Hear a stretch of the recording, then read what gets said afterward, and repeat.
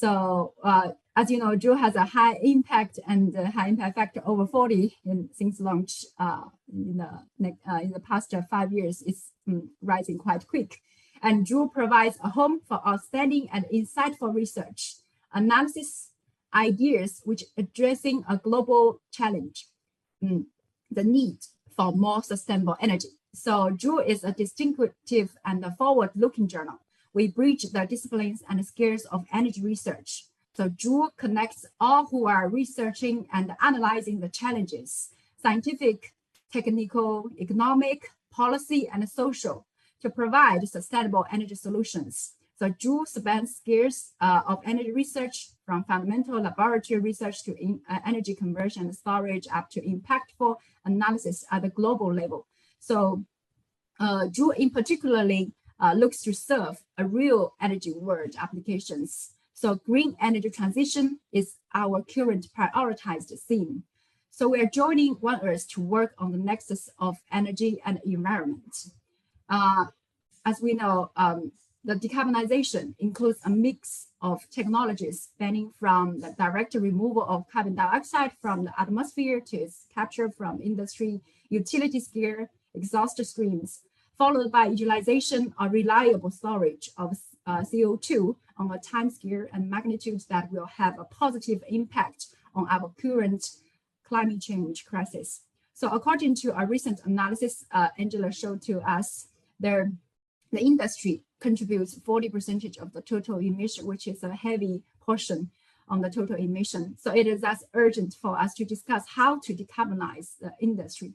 And it's of high urgency to develop both mitigation and adaptation strategies to minimize negative climate impacts associated with heavy industry dependence on the fossil fuels. So today, we will bring you the key messages and a brainstorming of what different communities can contribute to decarbonize the heavy industry. So we hope to come up with valuable insights to the heavy industry community and stakeholders to understand their decarbonization options and the potential impact of their decisions in terms of carbon emission reduction. So here we are very honored to have Angela and Professor Seppi Miller, Dr. Sergei Paltsev, and Mr. Zhi Yuanfang to join this board. And Professor Emery Lovins contributed a very nicely recorded talk, which I will play after Angela's talk. So the board altogether, they will share their views in the next 2 hours, and the audience get a chance to ask questions too in the next 1.5 hours. My colleague, Dr. Shanshan Zhang, the editor of One Earth, is collecting the questions from other streams. So thanks, Shanshan, for the great support here. Last not least, I know it's not very late for Angela, for Sergey, for Julian, and it's late afternoon for Seppi. So I would like to invite everybody to express our sincere appreciation to your flexibility to make this discussion possible. So thank you very much, and let's crack it. So first, please join me to welcome Ms. Angela Anderson. Angela is the Director of the Industry Innovation and Carbon Removal in the Climate Program. She leads the World Resource Institute's growing portfolios of working in industry decarbonization and carbon removal, and aims to change narratives around hard-to-abate sectors and promote the natural and technological interventions required to achieve net zero targets. So in the next 30 minutes, Angela is going to walk us through the pathways to decarbonization heavy industry. So let's welcome Angela. Angela, your time. Thank you. Thank you. It was great to chat a little bit with my panelists before you got on. And I will just tell you, I had every intention to send you all the PowerPoint before we got started. And I was tweaking it until 5 minutes ago, as you imagine.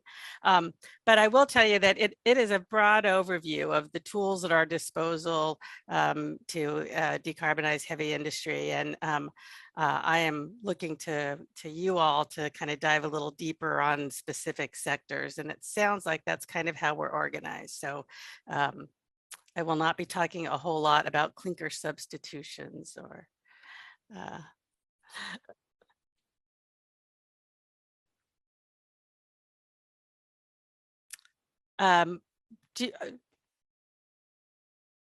but I'm happy to move on, Rose, if there's.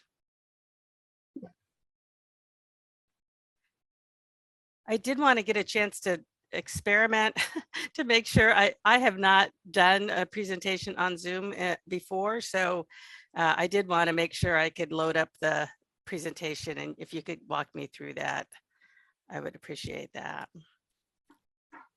There is a green button which you see down there. It's called share screen. Share screen, there we go. All right. And then you should see your presentation or one of the screens. Okay, and then share, okay. And then from beginning. We are waiting there, it's loading.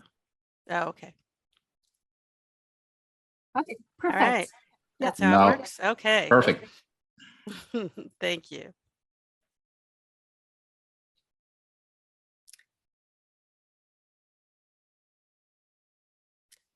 But I'll take that down because you are going to start with a introduction slide, right? No, I think we are waiting for you, so you should go ahead and move on. That's my understanding, right, Rose? Yeah. I think we're frozen again. Yeah. No, I think you can go ahead and just present, and then they will follow.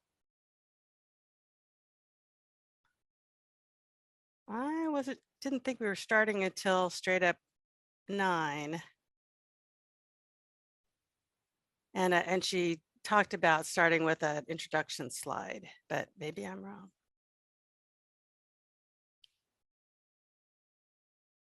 And it looks like we lost our host again. So.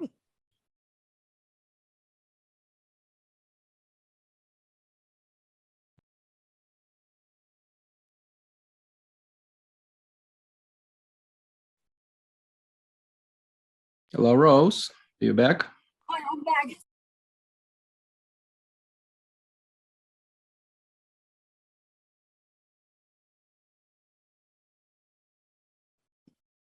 No, I think it's now for Angela to present her slides.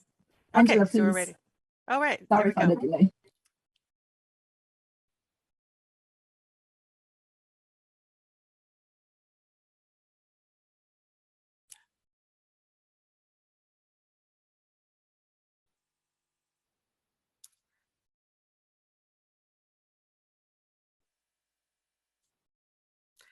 All right, well, good morning and to some of you, and good evening, wherever you are in the world. It's a pleasure to be here with you to discuss how we can take carbon and other greenhouse gas emissions out of the industrial sector over the next few years.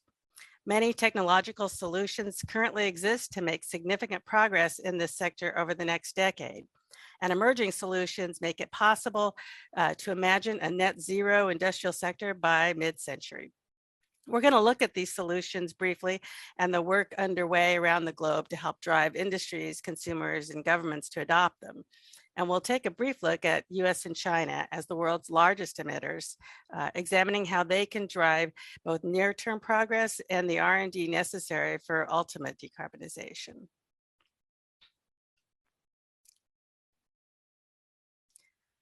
The climate conference in Glasgow, COP26, featured announcements that really indicated that the world is turning its attention to the industrial sector. Countries and companies are coming together around roadmaps on industrial decarbonization, many of those announced in the COP. US and China both specifically endorse specific goals and benchmarks in the Glasgow Breakthrough Agenda, with China specifically engaged in hydrogen, and both countries, as a part of mission innovation, they'll be working towards some new missions to decarbonize industry, enable carbon dioxide removal, and produce renewable fuels, chemicals, and materials. Also, the US-China declaration that was announced at COP26 indicated there would be an enhanced climate action in the 2020s, including specific work in industrial areas like methane reductions, key areas related to the circular economy, such as green design, and deployment and application of technologies such as CCUS and direct air capture. All this attention is justified and perhaps overdue, as the market sector contributing around a third of global greenhouse gas emissions. It is important that the world turn its attention more deliberately to efforts to decarbonize industrial processes. This sector creates the stuff of daily life, from pharmaceuticals and plastics to cars, trains, roads, and buildings. So we have to find ways to create those foundational materials in ways that do not threaten the climate. Just 3 industries, iron and steel, chemicals and plastics, and cement, account for 55% of industrial emissions. So focusing on these limited set of products and process improvements can really generate some outsized results. To underline the fact that the time is right, on March 9th, we heard from the IEA that the world hit the highest greenhouse gas emissions to date, driven by energy and industry. The 6% increase in carbon emissions in 2021 was in line with the jump in global economic output of 5.9%. This marks the strongest coupling of carbon emissions with gross domestic product since 2010, when the world emerged from the global financial crisis. This rise in emissions indicates one thing to me. Our initial rebound from COVID-19 signals that we do not appear to be building back better yet. And it's important to remember to build back better for everyone. Our fight for a livable climate is not just about greenhouse gases. We must also pay attention to the activities that often pose health and safety risks to the communities surrounding these facilities. And we have to engage these communities in a discussion of the future of the facilities and the future of the industry. As we build a new sustainable economy, we need to do it differently. As we decarbonize the industrial sector, we need to do it in a way that engages, benefits, and limits harms for marginalized communities that have so often borne the brunt of the adverse impacts of industrialization. We're focused on heavy industry today, but it's important to put it in the context of the overall energy transition. This chart by the Energy Transitions Commission really helps envision how the massive changes in the energy industry will play out throughout the economy. While electrification is going to play a huge role in decarbonizing most of the economy, in 2050, we will still see biomass and fossil fuels playing a role, according to their analysis. Some of the zero carbon electricity and fossil fuels will be used to produce hydrogen, and this analysis suggests will be primarily used in heavy industry, alongside with fossil fuels and carbon capture.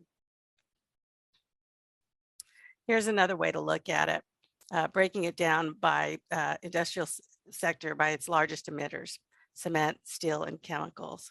You see the electrification potential as a power source is around 25%, with hydrogen taking up to another 1/4 to 2/3, and fossil fuels with CCS still providing up to half the energy in most sectors, except steel, where electrification and hydrogen, it appears, can drive out all but about 20% of fossil fuel use.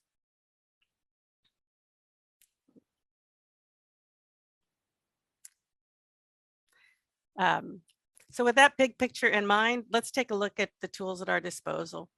Choices of feedstock and energy sources, efficiency improvements, and capturing and storing carbon are the primary interventions that will deliver the greatest results. The emerging focus on clean industrial hubs can help maximize the benefits of these measures and can collectively address the adverse impacts of living near and working in these facilities. Increased circularity and reduced demand can also play a significant role. And while bringing industrial emissions to near zero is difficult, it is quite possible, given the range of mitigation options and the emerging technologies. Energy efficiency, one of the most accessible interventions available today. A factory or a facility can undertake efficiency measures that often have the added benefit of providing a nice return on investment. There are many organizations and consultancies available to advise companies and countries on energy efficiency, but I did want to draw your attention to the Industrial Energy Accelerator. This is a UNIDO-led network that works to increase the uptake of measures and technology to boost efficient energy use. Working in country allows the accelerator to forge critical relationships with local governments and industry players, and it fosters collaboration across sectors, stakeholders, and countries. The accelerator also designs solutions tailored to specific country needs, operating programs in over 10 countries, which are home to large and growing industrial sectors with huge energy efficiency potential. One of the countries that have been involved in that accelerator is China. China invested heavily in energy efficiency since the turn of the century. Its economic growth has been accompanied by those efficiency efforts, and it's led it to become, according to the IEA, the world heavyweight in energy efficiency. And while efficiency and electrification are important pieces of the decarbonization puzzle, deep decarbonization in the industrial sector is going to require fuel shifting away from fossil fuels and or capture carbon emissions from the burning of those fossil fuels. Carbon capture and storage and utilization are likely to be key interventions in industrial decarbonization. CCS technology has been in use in the United States since the 1970s, and there are 26 large-scale facilities using it. Critics of carbon capture and storage cite that track record to cast doubt on its effectiveness and its scalability, and they may have a point. But it's also clear that the lack of a clear climate policy in the US and the lack of adequate investments to invest in the technology has hampered its adoption. One possible role for CCS and global decarbonization can be found in IEA's Sustainable Development Scenario, which defines a pathway where 15% of global emission reductions up to 2050 are delivered by CCS. If that turns out to be the case, the installed capacity of CCS would need to increase 100-fold by 2050. The capital requirements for this would be between 650 to 1.3 billion US dollars, depending on the rate at which CCS costs reduce with installed capacity. Governments are going to need this to help this process along. They may need to define the role of carbon capture in meeting their national emission reduction targets. They can support the identification and the appraisal of geological storage resources, and they can identify opportunities for CCS hubs and facilitate their establishment. These kinds of things are happening in the United States today as a result of the infrastructure law passed last fall. And in that bill, there is also significant public funds available to provide grants, low-cost finance, and or loan guarantees to reduce the capital costs of CCS investments. In addition to efficiency and CCS, most facilities will have to look at fuel switching, and hydrogen is projected to be a likely alternative to fossil fuels in heavy industry, in part because of its ability to produce very high temperature heat. Blue hydrogen, while more readily developed, has its challenges. Widespread adoption of any form of zero emissions reforming is only prospective today. Most SMR carbon is vented into the atmosphere because selling CO2 to buyers like the oil and gas, food and beverage, and chemical industries fails to offset the cost of separating and transporting the carbon. This indicates that making clean fossil-based hydrogen is doable today, but markets and sequestration opportunities have to expand while production costs fall. Green hydrogen uses 100% carbon-free energy to power electrolyzers that split water into hydrogen and oxygen molecules. Electrolyzer costs are currently very high, and the capacity factor and availability of renewable zero carbon energy, those two factors will limit green hydrogen development. These factors should improve by 2050 as electrolyzers are mass produced and the availability of zero carbon energy increases. Hydrogen is a hot topic around the globe, and countries are moving fast to attract investment and incentivize scale up. Most decarbonization models assume the cost of green hydrogen will fall over the next few decades, and it will become the dominant source of hydrogen. But that is not a certainty by any means. For example, WRI's analysis of ways to decarbonize refineries found that blue hydrogen will likely continue meeting refinery demand until 2050. Why? It's It's because existing refinery and hydrogen clusters enable cost-reducing economies of scale built upon natural gas and hydrogen transport networks. It's likely that these factors exist in other countries as well. The map on the left shows some of those existing networks in the US. As the US and other countries build new industrial and hydrogen hubs aimed at fostering net zero emissions, this factor could play less of a role, but only if those hubs are properly designed and implemented. The map on the right shows the potential for green hydrogen and possible hubs connecting them to consumers, again, in the continental US. However, the renewable ramp up projected in our modeling may simply not happen as quickly as the models predict. There are tons of issues related to that ramp up, from the availability of labor, siting complications, build out of transmission, and it simply just it could not happen quite as quickly as we need it to. And that could slow the development of green hydrogen as well. Cement, concrete, they're all going to need the interventions we just talked about to decarbonize, but they also need established standards for their product to be considered low carbon or near zero carbon to qualify for public and private procurement programs. Several initiatives are underway to help develop these standards, and there's more than what I'm going to mention right now. But under the Clean Energy Ministerial, we're proud to have joined an effort that UNIDO is leading to foster industrial deep decarbonization.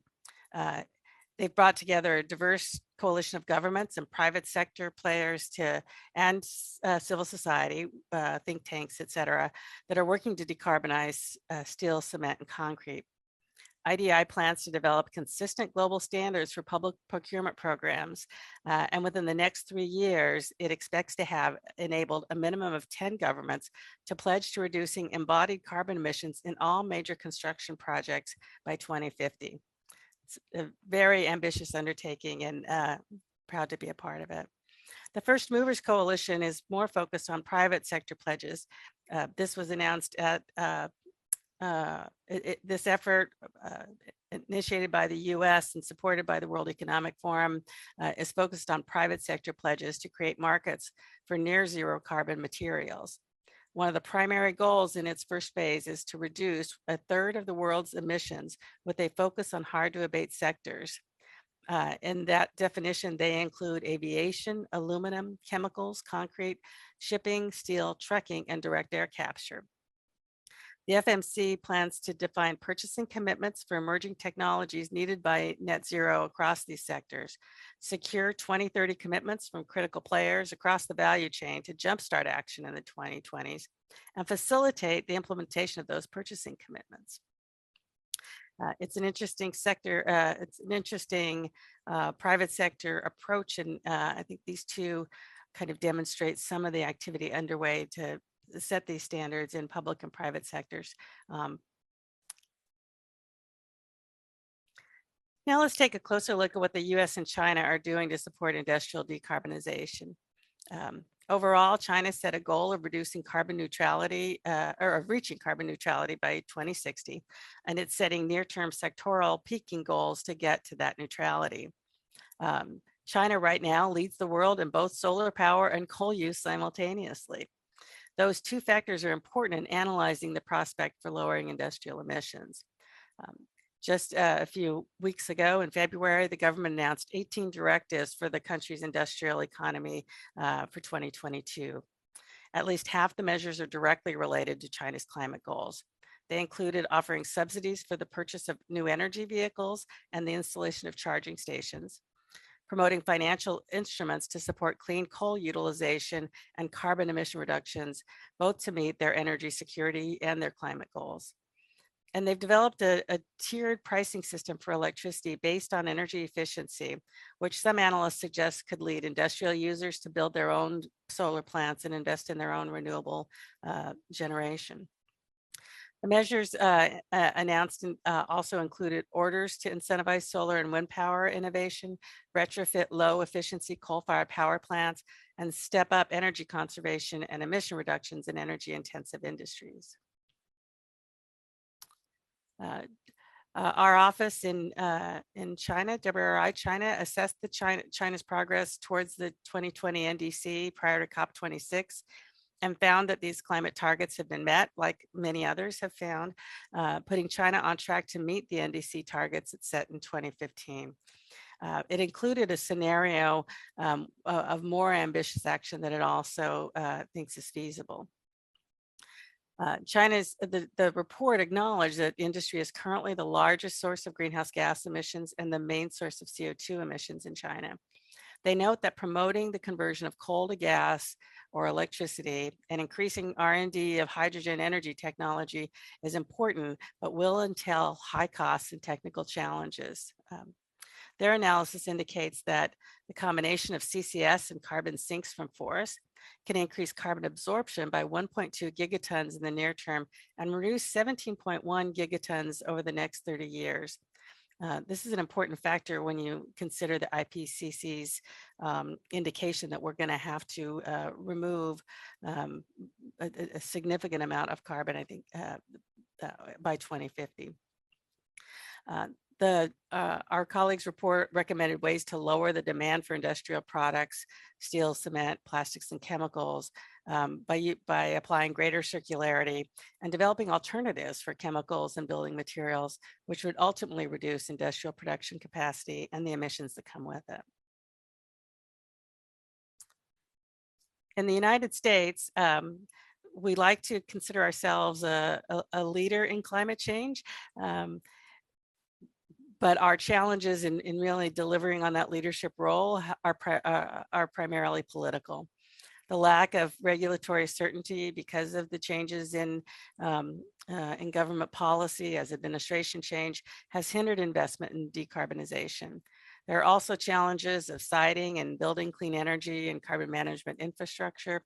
And there's economic challenges, which are not unique to the United States, but have sort of exacerbated those political complications as we face rising inflation, worker shortages, and deficit spending. But that's all the bad news. Under the Biden administration, the US did set a target and a goal of reaching net zero by 2050. It's a really exciting endeavor.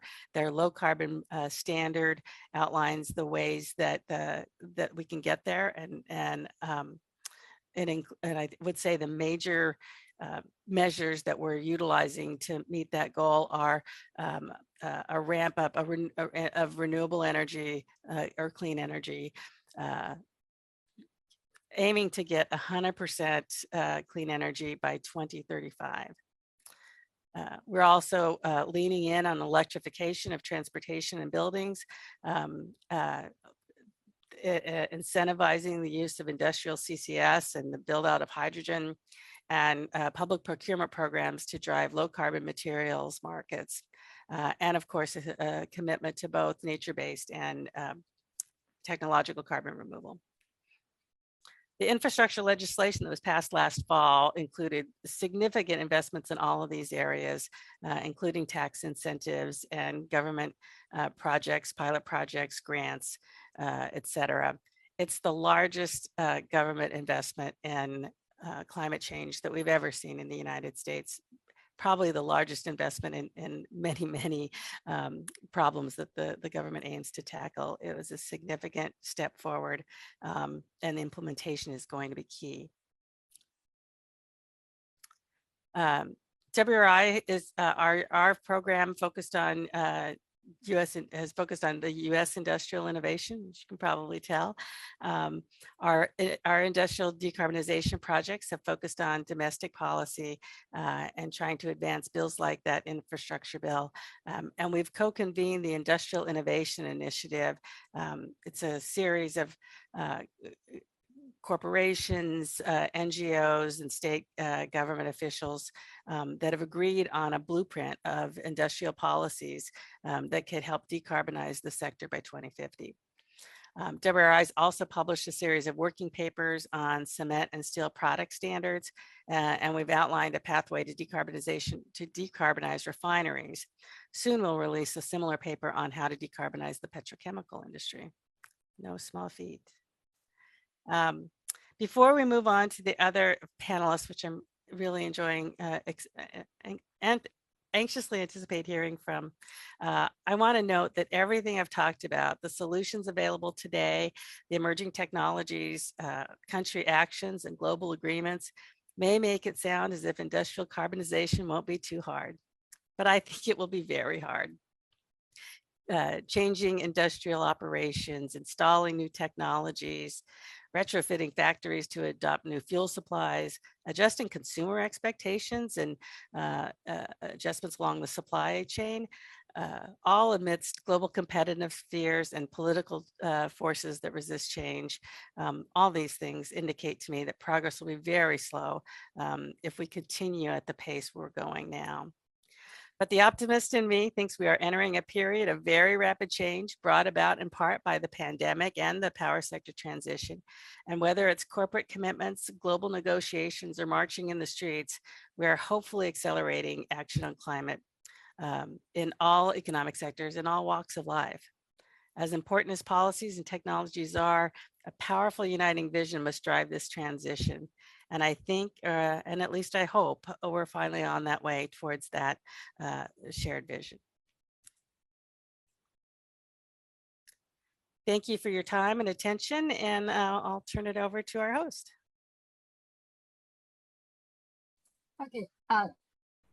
Thank you very much, Angela, for the comprehensive analysis and of the current situation with the different sectors of the heavy industry.